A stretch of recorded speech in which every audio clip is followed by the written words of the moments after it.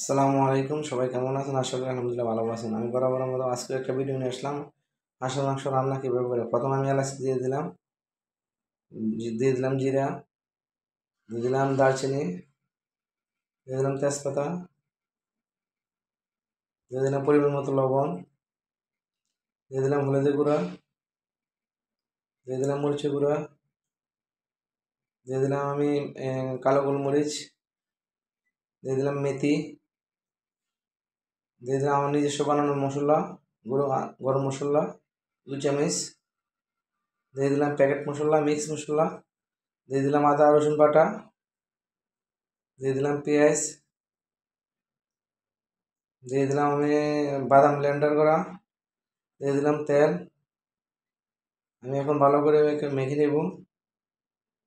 মেখে 10 মিনিটের জন্য রেখে দেবো। আসলে রান্নাবান্না সবাই পারে, রান্নাবান্না তেমন কিছু না, আসলে এক একজন এক এক রকমভাবে রান্না করে। আমার আপুরা আরও বেশি পারে, ভালোভাবে রান্না দেয়, খুবই ভালো লাগে রান্না দেখে। তাই আমি তেমন রান্না পারি না, তারপরে যেটুকু পারি এটুকু দিতে চেষ্টা করি। যারা আমার ভিডিওটা দেখছেন, যদি আমার ভিডিওটা কোনো অংশ ভালো লাগে, আমার এই ছোট্ট চ্যানেলটা সাবস্ক্রাইব করে দিবেন। অবশ্যই আমার পাশে থাকবেন, আমি আপনাদের পাশে থাকবো। আর যারা এই কাজটা করেছেন অলরেডি, তাদেরকে অসংখ্য ধন্যবাদ। তাই মাংসটা কষাই নিচ্ছি, কষাই পানি দিয়ে দেব।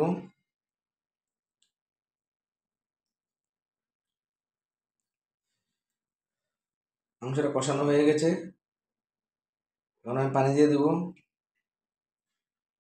আসলে রান্নাবান্নার কথা কী বলবো, রান্নাবান্না সবাই পারে, রান্নাবান্না তেমন কিছু না। আমার রান্নাটা কেমন হয়েছে আপনারা আমাকে বলে দেবেন। অবশ্যই আমি আরও ভালো করে রান্না দিতে চেষ্টা করব।